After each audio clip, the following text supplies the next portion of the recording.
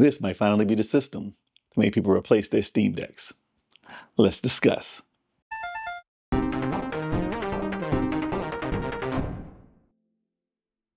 What's going on? I go by the name of Stikz. This is Level 857, and here we have the Asus ROG Ally X, their newest rendition of a portable gaming PC. So let's discuss why I think this is the ultimate Windows PC available at the moment. Contrary to what people may believe online, there are a lot of changes between this and the original Ally. First off, a lot of cosmetic changes, like extra grips on the back here for your palm, with the little bumps here. They've changed the proprietary system that they had for hooking up to external graphics cards. Now they have a USB 4 port right here and a second port for charging or whatever you want to use it for. It is a USB-C port right next to it. So 2 this time, not just the 1. So you don't need a hub for everything. Although it's still nice to have a hub for extra ports, of course. You have enhanced speakers. They're slightly louder than the already powerful speakers that the original Ally had. The buttons here are slightly higher, so they have more travel to them. They feel better to push. Although the sticks, the analog sticks here have also been improved. They don't feel as loose as they did before. They're a bit tighter. They feel more like the analog sticks on your home console controller, which is much better for me as far as feel. They also changed the D-pad on here to a more traditional cross pattern with a circular area around it to make it seem more like the Sega controllers of yesteryear, like the Genesis and the Saturn. A bit more pivot. I feel like I can play fighting games better with it, and platformers, and retro games in general. And on the back here, they did change the buttons. The 2 back buttons they have on here are much smaller, and they don't get in the way as much as the previous versions did. So overall, those are every complaint that I had on the original Ally addressed and fixed on the new version of the X. So I applaud Asus for that. It's like they listened to my video. I don't know if they did, but if they did, thanks guys. That's just the cosmetics on the outside. They also changed to an 80 watt hour battery as opposed to the 40 watt that they had in the previous. That is double. That is double the battery life. It's more than that. It's more than 50% more battery. I would say it's about 65% more battery life than the previous version. And that is insane. That reason right there is the reason to upgrade. I'll tell you that right now. That's the biggest difference. It uses the same Z1 chip that the original Ally had. So as far as improved game performance, it's there, but it's not because of that. Instead of 16 gigs of RAM, it has 24 gigs of RAM. So that alone helps the performance of the games that maybe ran a little bit slow in the frames per second on the old Ally. You're gonna see a little jump there. Nothing astounding, but it is an improvement nonetheless. Now that 80 watt battery is the reason to have this guy. No more battery anxiety. You're not sitting there always wondering if your battery's gonna run dead. And the sole reason why I kept the Odin 2 around was because of that battery life. Now, this is the Android. This is a full-on PC. So a full-on PC with battery life that rivals the Odin 2 is astounding. So I have all the power and I can do whatever I want pretty much with this guy. So I kept this around, but this was only for emulators, basically. Basically just emulators. This can run all the same emulators and PC games. I might not even be able to justify keeping the Odin 2 now. I don't know. This guy is taking my top spot right now. Now, as far as the big boy here, there's a big comparison. I can't even keep my face in the screen right now. This is the big boy, the Legion Go. Now, as a comparison between the two as far as Windows, the only advantage that the Go has really over the X is the 8.8 inch screen. They still do use the same chipset. The Z1 Extreme is still in both of these guys. But like I said, the screen is the big advantage that the Go has on the X. Other than that, because of the smaller screen, your games are probably going to run better, because on such a small screen, you don't have to run it at such a high resolution, and a lot of games don't take advantage of it. I will give the Go this. If you're using it as a PC, that extra screen, if you're just using it as an entertainment media tablet, if you pop the controllers off, because you can do that on the Go. And if you want to use it as just a tablet or a PC, you can put it on a table with the kickstand that's on the back, and then throw out a mouse and a keyboard, and you got yourself a fully functional, easy to use computer. For productivity, other than just gaming, the Go does have a lot going for it. But the battery in this guy, you'll get half as much performance-wise than the X. And because of the bigger screen and the higher resolution that you can run it at, that battery is going to run out super quick, like under an hour. So the battery anxiety is hugely here unless you're going to play your games plugged in. So that's all I got for the Go. This is, like I said, the reason to get the Go, if you're not worried about the battery life, is the screen. That is the biggest positive that I have for the Go. But for the battle for the best portable gaming PC, I would have to say that the Ally X at the moment is the go-to, the number one. And I'll tell you, I'll give you another reason why. Because the first thing I did when I got this guy, because they actually changed the memory in it also. I believe it's the 2280, which is a lot more affordable. So what I did, before I even turned on my system, I took the terabyte chip out and I threw in a 4 terabyte card. That greatly increased the space that I had available for my games and applications and everything else that I could possibly imagine. And that's awesome. Now listen, the Steamdeck is a console, and a lot of people love the simplicity of the Steamdeck and SteamOS. Now, the thing that is going to push a lot of people, I believe, to get in the Ally X over the Steamdeck is that you can run SteamOS on it by installing Bazzite. And that's the first thing I did. I used 3 terabytes of that 4 terabyte card and put Bazzite, the Linux operating system, other words, SteamOS, to run natively on the Ally X. And that's my default operating system on here now. I do have Windows, which is using a terabyte of that card still, which it originally had. And I can install things like Adobe, Microsoft Office, DaVinci Resolve, and do quick edits here and there when I need them on the go, which is nice to have. And also, I use it as a backup, just in case something happens to my laptop, and that's my DJing laptop. I can actually use this here under Windows, download Serato, and use it as my backup PC for all my music if something happens at a party. And that's a great thing to have because I don't want to carry 2 laptops around.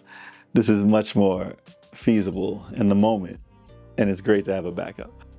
So running this on Bazzite, which is basically SteamOS, it has the updates. It gets updated rather quickly.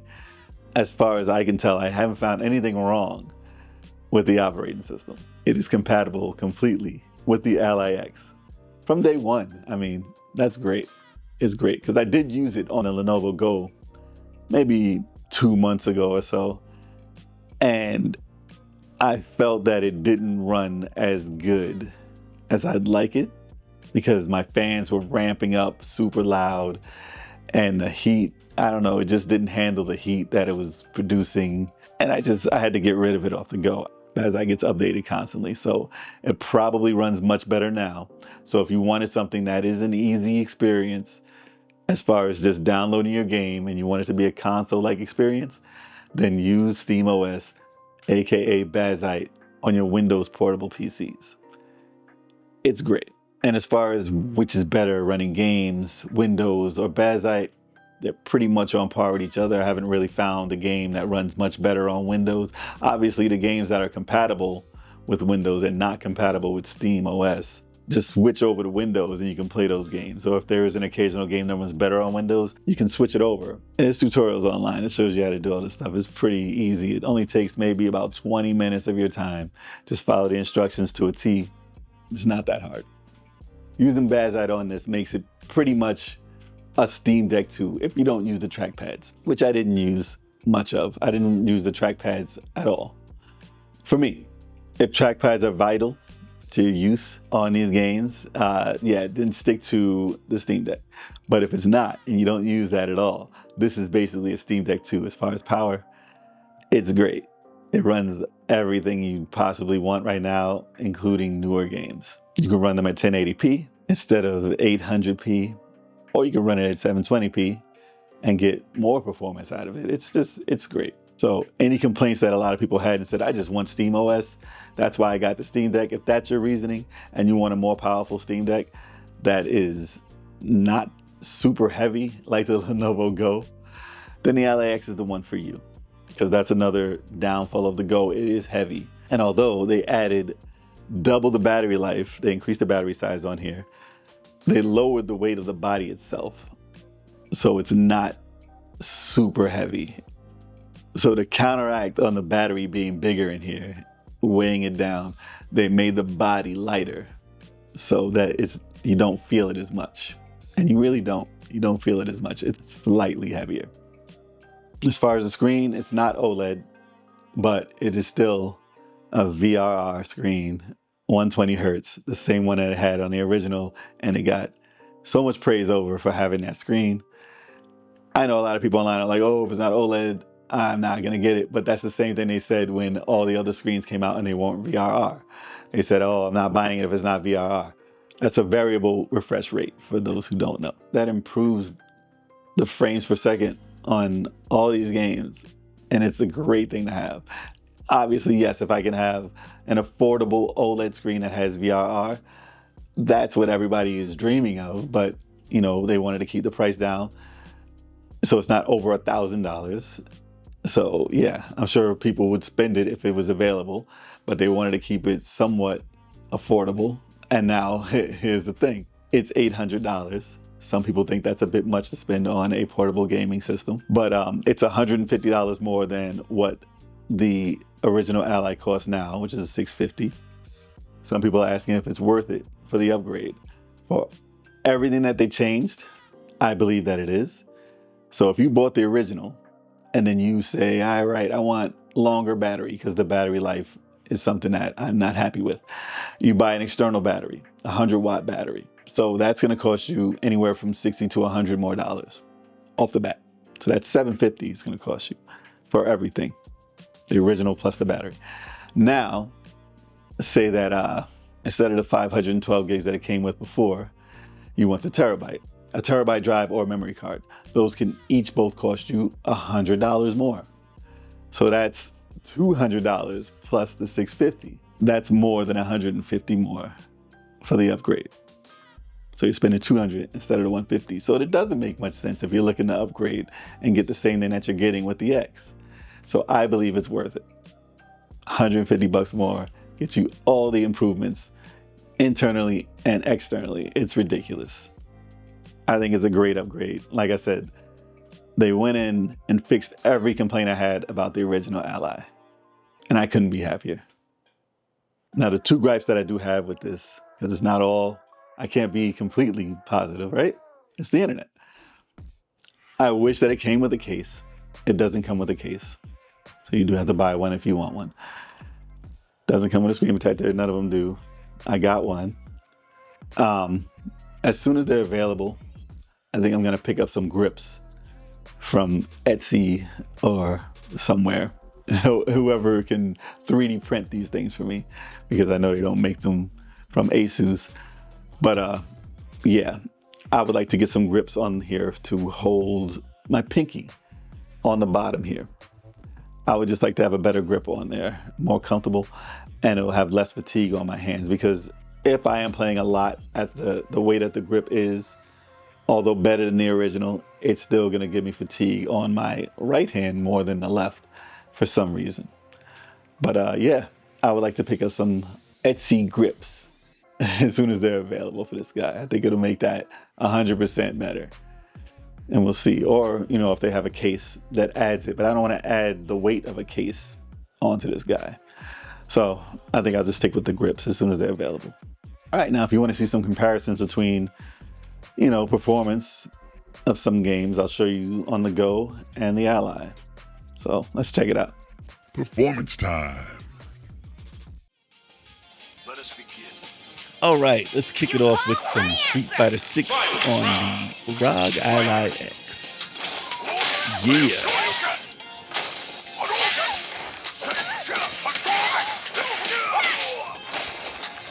All right, coming at you with my old school main character, Ryu. Hitting you with the Hadoukens and the Shurikens. How it goes. Beat up my current name, Kimberly. Italy.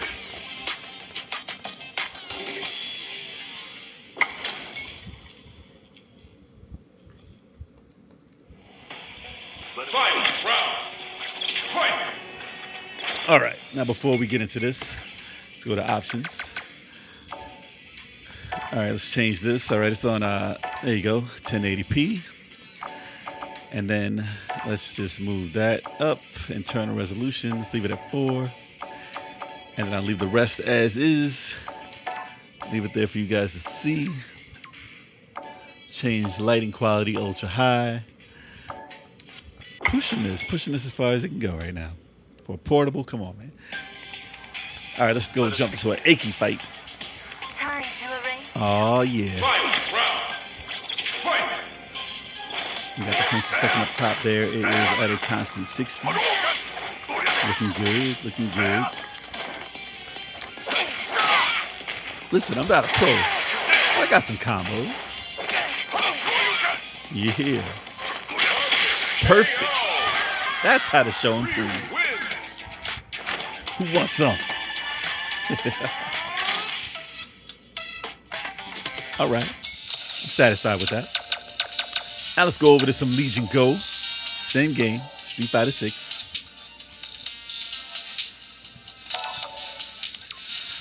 Make sure all of the settings are correct and the same.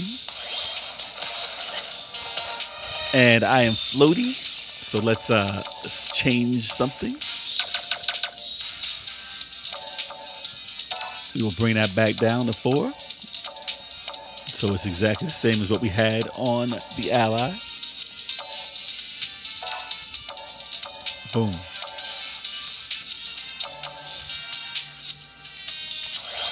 All right. That seems about right. Let's go, Bison. Oh, hold on. Let me make sure. Wait, how do you get there? Nope, not that button. Voiceover me is wondering what's happening. Oh, there we go. We're trying to get the stats on the page. All right, there you go.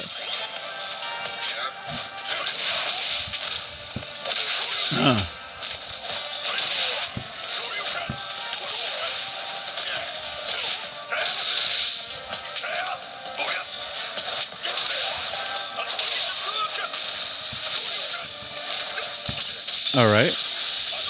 Boom. KO. Not getting the moves out as smooth because that D-pad is pretty darn shallow.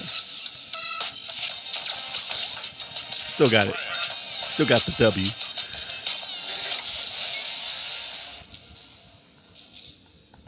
Okay. Let's jump into this fight here. We're at about 60 frames per second. Continuous. Looking good. All right. I'm not looking too shabby myself right now. Until now. I wanted that perfect. Again. But she ain't having it, man.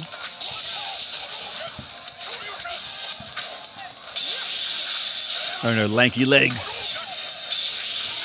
Oh, that should have been it. That should have been it, but this is it. Right here. There you go. All right. And then this happens. Same play. Nothing changed. And somehow the frames per second dropped to 30. Look at my hands. The scene is not slowed down.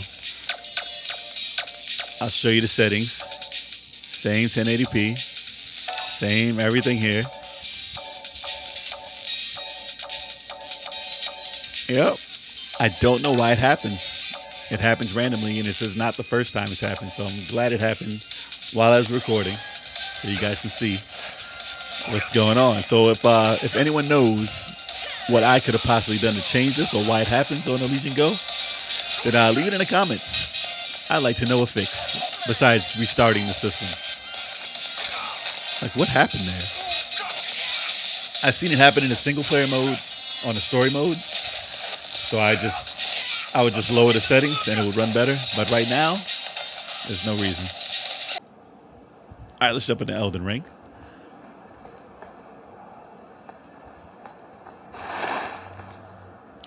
We are running at 57 frames per second. 58, so I'd say round about 60 frames right here. This is on the Ally X, and let me just change the resolution. Make sure everything is good. This is at 720 right now.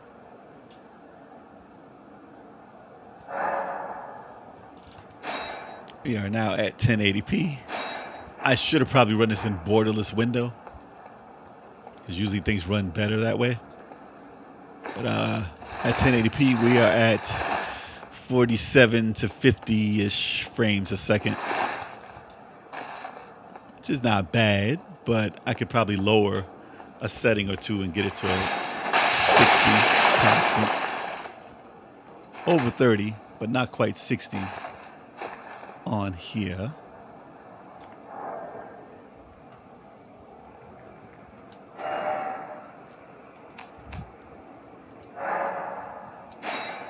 Bring it to 900p. And what do we got? 47, 52, 58. I mean, it's dependent on what the area looks like on the game also. This is not too crazy, but there is a lot of architecture. So now we're running about a 60 almost. 56-ish. All right. Going up the stairs, drops in frames. Working a lot harder. Still not steady. Not steady. What do I got to do? Drop it to 720. Here we go. All right. High graphics running at 720. You get a constant 60 smooth frame rate. So there you go. If you don't want to mess around with a whole bunch of settings, drop it to 720. You're good to go.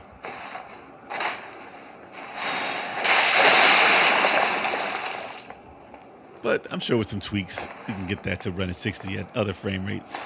No problem.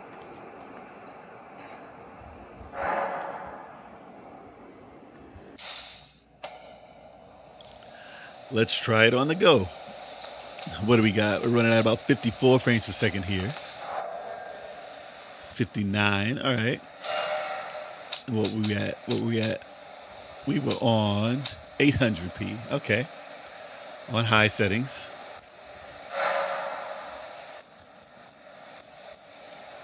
Now I was going to change this, and the screen wasn't cooperating. It kept getting smaller. So, like I said, probably wouldn't have done this in borderless window, but, you know, it was not cooperating. So, we're going to change it back to 1600p, full screen. Stick with that, and I will enlarge the frames per second here so you can see kind of what it is. running at about 29, 30 frames per second here. So that's at the highest resolution on the Go. Not bad, not bad, still playable. So let's go and change this back to 800p and see where that gets us. Let's give it a second. Oh, there you go. 59, 60, I'd give it. Let's give it 60 frames per second constant right now. It's at 59. So that's looking smooth. No drops, 800p. Legion Go doing this thing, okay. Not too bad. Same chipset. Not bad.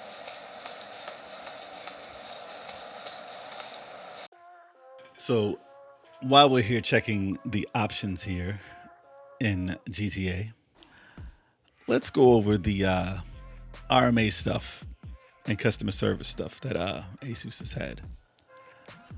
So, as far as the customer service and RMA issues that Asus have had in the past, I mean, as far as I know, they've said that it's been brought to their attention and they realized that it was bad and they're going to improve it.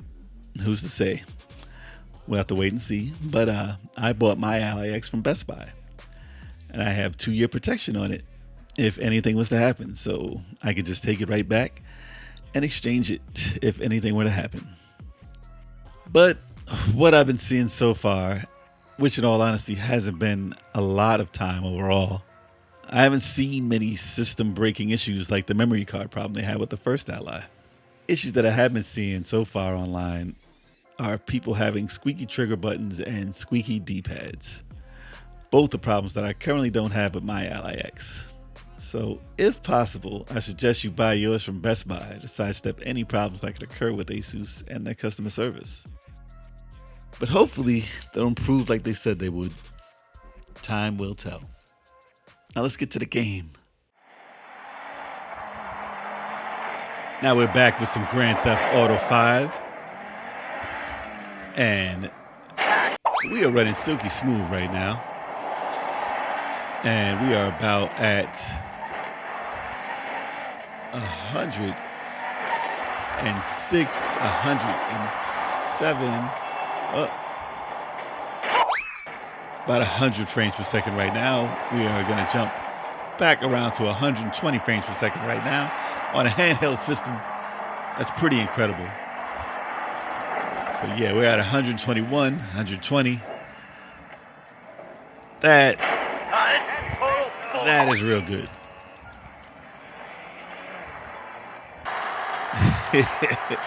And Get up in this motherfucker. some shenanigans. I love this game. Just jumping out of cars. All right, let's check it out on the Lenovo Go. We are running this at about, this is the same settings. We're running at about 66 frames per second. Same mayhem. Not the same smoothness, but 60 is fine. Anything over 60 frames per second is great. But yeah.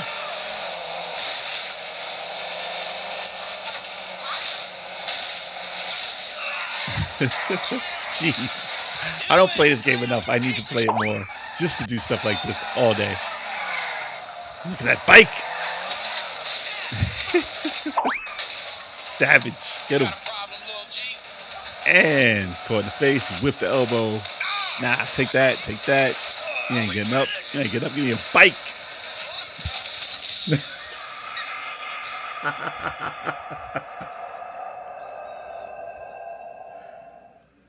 Like I said, I think it's amazing what they did to this with the fans.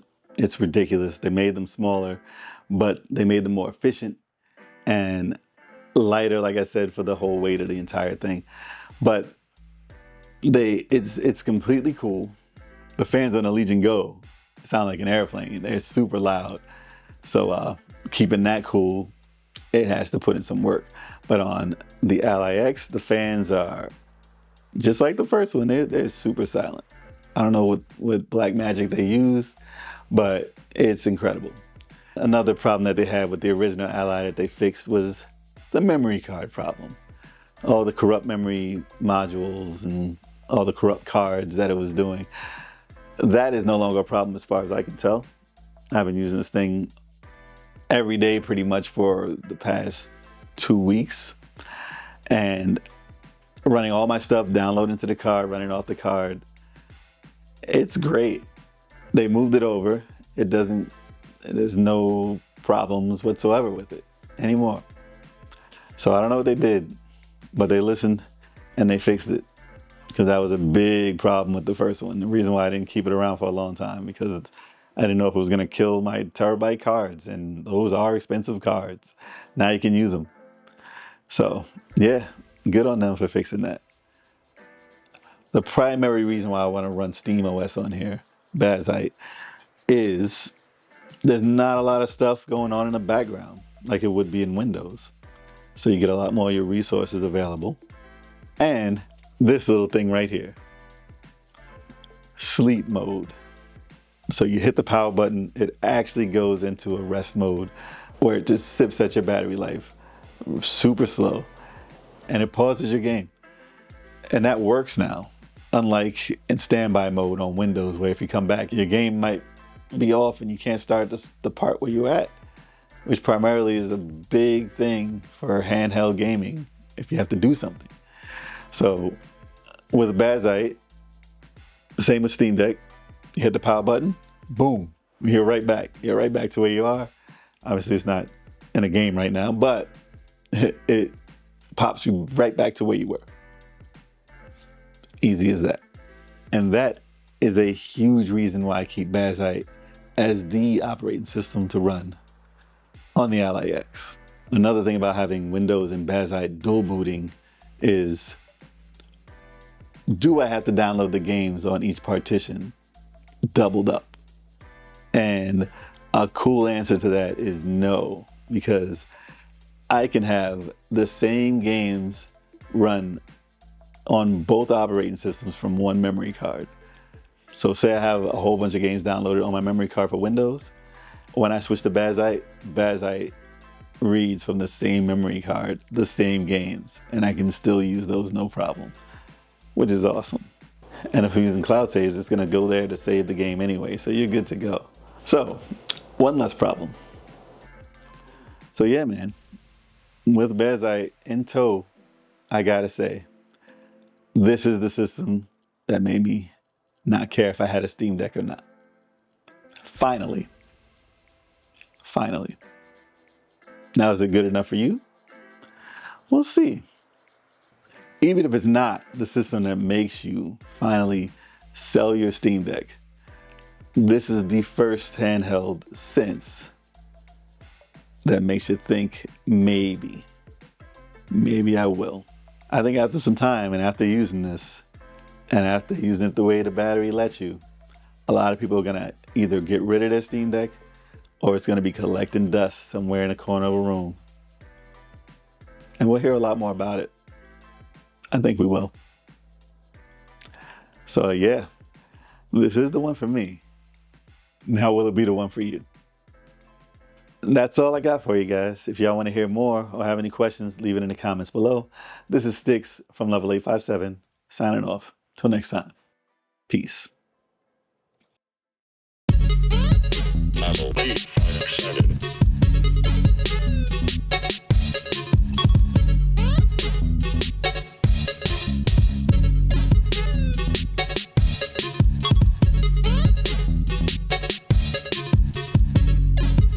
Level 857.